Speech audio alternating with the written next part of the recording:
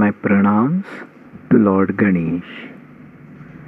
My respectful namaskars to all random readers and stray listeners. And now, from the prolific pen of stinky grumpy Grandpa Pandemonium, from his recently re-excavated, dilapidated, derelict, decrepit warehouse of recycled, reserved, rehashed, remixed, redundant, regurgitated, repeated, remodeled, repaired, refurbished, repolished stories and articles. Tunu tunu tararararara. Title of the article: Garbha Sanskaar or Fetal Evolution Revolution. Dig dig dig dig dig dig dig dig dig. Really, this story or article is just a homage to my friend, late Mr. Arun Apte, who was a renowned classical singer. But his main forte was spiritual music, and he had made a deep study through his personal experience in this field. I was fortunate to be associated with him for a few years and discuss the effect of music on our nervous system. Indeed, his Omkar was so powerfully divine, it had the power to draw the layman from the street towards the singer and put the listener into deep meditation, no matter what stress or tension he may be going through at that moment. He was working on a Garbha Sanskaar project, but destiny did not allow him to complete it. It is truly said that those whom the gods love pass away early. The Garbha Sanskaar, or how to influence favorably the development of the fetus in the mother's womb, is a very age-old concept. Its association with music is also well known. Here is a small story about the tremendous effect of music on the fetus so as to transform its personality. Section 1. My advice to would-be mothers is to skip this section totally and jump or fast track forward, but carefully, to Section 2. Section 1. Normally, people remember the story of Abhimanyu from Mahabharata. As per this story, Abhimanyu learned the skill of breaking into a Chakravyuha Rachana, or a labyrinth, or a structured planned maze of a particular formidable design made by warriors to prevent any outside attacker from infiltrating or penetrating within.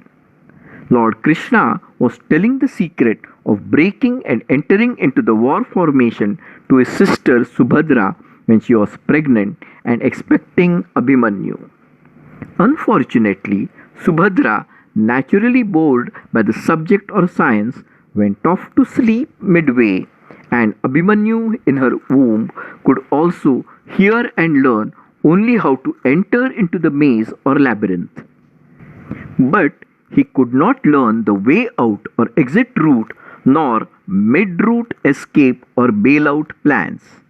This led to his tragic but heroic valiant death later on in the Kurukshetra war.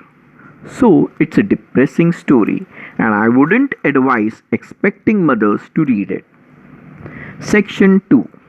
But there is a more pertinent and apt story about the specific transforming effect of music on the fetus. And it is the story of devotee Prahlad and his demon father Hiranyakashipu. What a tongue-twisting name! Now, the gods and demons were at war since time immemorial. During the reign of the demon king Hiranyakashipu, the demons, or asuras as they were called, took a temporary beating from the gods. King Hiranyakashipu then went to do penance so as to gain some boons and powers to become invincible and immortal from Lord Brahma, the creator. In effect, he would force the scientists at CERN to do some jiggery-pokery abracadabra and create a Mandela effect so as to create mass hysteria and confusion induced by mass amnesia. But That's just a modern hypothetical version of an ancient tale. May I digress a little and introduce to the reader a character called Sage Narad, who was a bachelor and a gossip monger who roamed in the entire universe, setting off quarrels and disputes or wars and rivalry. But his gossiping was always with an intention to make the person aware of his stupid ego.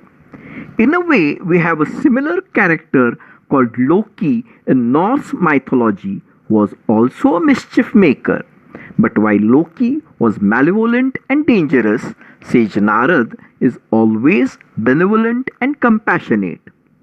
Sage Narad always carried a veena with him and strummed on it continuously, for he hoped its melodious tones may affect and improve the atmospheric surrounding vibrations wherever he went.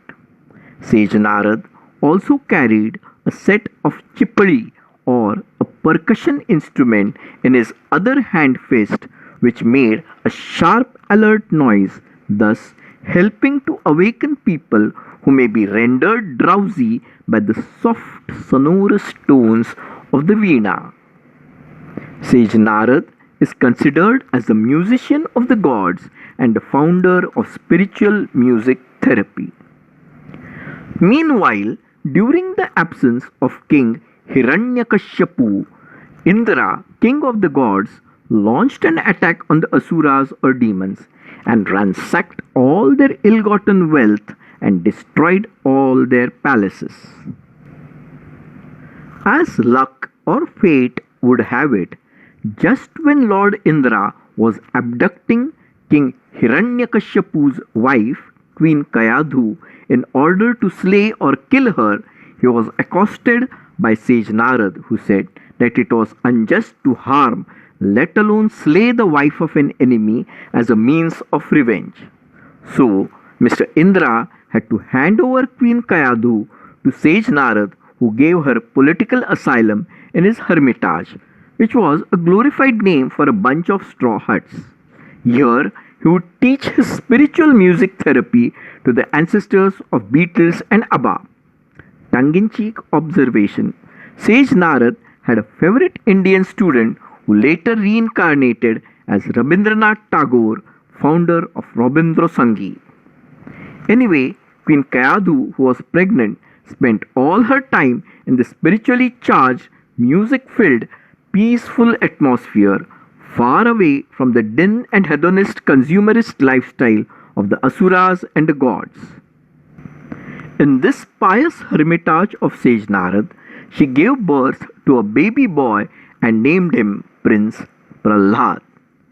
King Hiranyakashipu, meanwhile, had successfully completed his penance, and a five-headed, white-bearded Lord Brahma, creator of the universe, appeared before him. Ask, O King of demons, ask any boon from me, except the boon of immortality. Thus speaketh, gosh, what biblical words I get to type, Lord Brahma. The wily demon king Hiranyakashipu at once asked and was granted the following boon, which in effect made him invincible. Much like a judiciary and parliament passing laws against terrorism by securing terrorists' human rights, which are denied to the army and the normal public. The boon was thusly worded and granted by Lord Brahma. Neither by man nor by beast, neither in the sky nor on the earth, neither indoors nor outdoors, neither in the day nor at night, neither by weapon nor by any instrument, neither by murder nor by killing, nor by slaying, shall death come to King Hiranyakashipu. Thus has spoken the great Lord Brahma, and so shall it be written, and so shall it be. Wow, what technical legal jargon! With his newly gained superpowers, King Hiranyakashipu defeated Indra and other assorted deities, reclaimed the king of the Asuras, and brought back his queen Kayadu and a baby prince Prahlad to his palace with great jubilant, pompous celebrations. I shall now complete this story sheerly for the sake of a stray foreigner reader or listener who has not read or heard this story before. Indian mothers who ought to know this story already can end the torture of reading or listening any further right here just now. So, coming back, yawn to our story. As a long-term, invisible but subtle effect of the spiritual music therapy which Queen Kayadu heard when she was pregnant, Prince Prahlad grew up to be an avid devotee of Lord Vishnu. Lord Vishnu, may I inform the reader, besides being a super god, was the guardian and protector of Indra and other Malayan gods, and hence, naturally, the sworn bitter enemy of Prahlad's father, King Hiranyakashipu. Poor King Hiranyakashipu, despite his boon of invincibility, was faced with the irritating bee in his bonnet, of seeing his own son worshipping his bitter enemy, Lord Vishnu, day in and day out with great fanfare and song and dance. King Hiranyakashipu, being of a demonic nature, at once ordered his son to be killed. Royal Order Number 1. Prince Prahlad to be killed by throwing over a cliff. Soldiers report. Sorry sir, we did throw the prince into a deep ravine, but he soft landed into a haystack. Mission failed. Royal Order Number 2. Prince Prahlad to be killed by poison. Doctors report. Sorry sir, the poison had no effect on the super electromagnetic ionized body of the prince and instead acted as a detoxifying medicine. Mission unsuccessful. Royal Order Number 3. Prince Prahlad to be burned to death. Now, King Hiranyakashipu had a demonic sorceress sister, Holika, who had the magical power to burn to ashes anyone who sat upon her lap. So, one fine day, with her incendiary inclinations all ablaze, which means setting a fire inclinations all ablaze, haughty Aunt Holika took Prince Prahlad in a show of auntly love on her electric chair-like lap. But Prince Prahlad emerged from the fiery flames with not even a sunburn, and instead it was lovely loving Aunt Holika who was burned to ashes instead. Report: mission grossly unsuccessful with one royal casualty. Author's note: as Indians have a habit of celebrating festivals all 365 days in a year, this victory of Prahlad or innocence over Holika or evil is commemorated by celebrating the holy bonfire with much fanfare even today. Now it was evident that Prince Prahlad was a more formidable enemy than earlier presumed. So King Hiranyakashipu summoned Prince Prahlad in the royal court. He demanded to know what secret magic power he was having. Prince Prahlad replied, the one and only and the greatest power, being the power of his devotion for the all-pervading, omni-existing, supreme Lord Vishnu.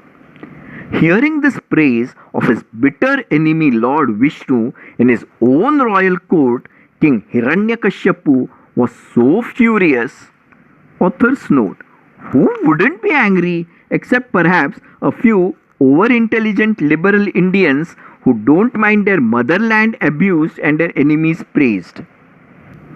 King Hiranyakashipu kicked a pillar in his royal court and asked mockingly, does that master sorcerer Vishnu exist in this pillar? I challenge him to fight with me. Lo and behold, wow, wanted very much to use this biblical phrase in my story.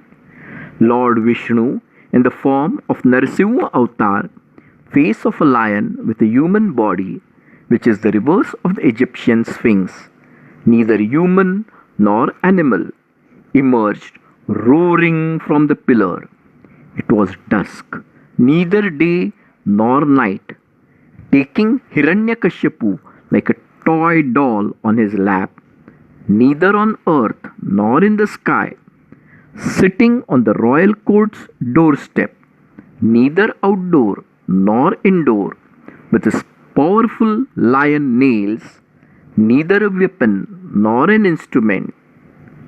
He tore open his stomach and gobbled up his intestines while he was still alive, neither killed nor murdered nor slayed. Poor Hiranyakashipu bled to his death. So, the invincible boon of Lord Brahma was technically observed, and yet the terrible tyrannical demon Hiranyakashipu was finally outwitted and finished off. Prince Prahlad was so overjoyed to see Lord Narasimha and overlooking the gory sight of Daddy Hiranyakashipu lying dead that he started singing his praises. The ferocious form of Lord Narasimha turned into a benign one and granted Prahlad 3 boons. 1. All his forefathers' sins were written off. 2. His ancestors would get reservation seats in heaven. And 3.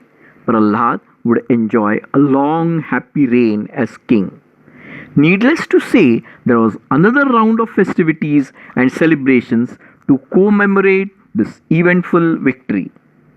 The moral of the story is that Garbha Sanskaar, fetal spiritual transformation, being the main topic of this article, stands vindicated by the story of Prince Prahlad, for it was the spiritual music therapy founded by sage Narad which transformed Prahlad into a pious, saintly, just and ethical person, overcoming his demonic genetic code or database or destructive DNA blueprint.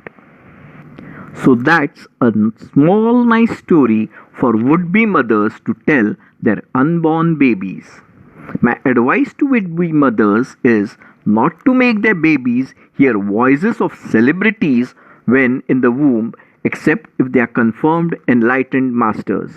It has become a fashion or trend to make the unborn baby hear some celebrity's voice in the hope of the child's destiny imitating the celebrity's life. I have not heard of a more bizarre or crazy notion, but that's modern commercial market strategies for the gullible.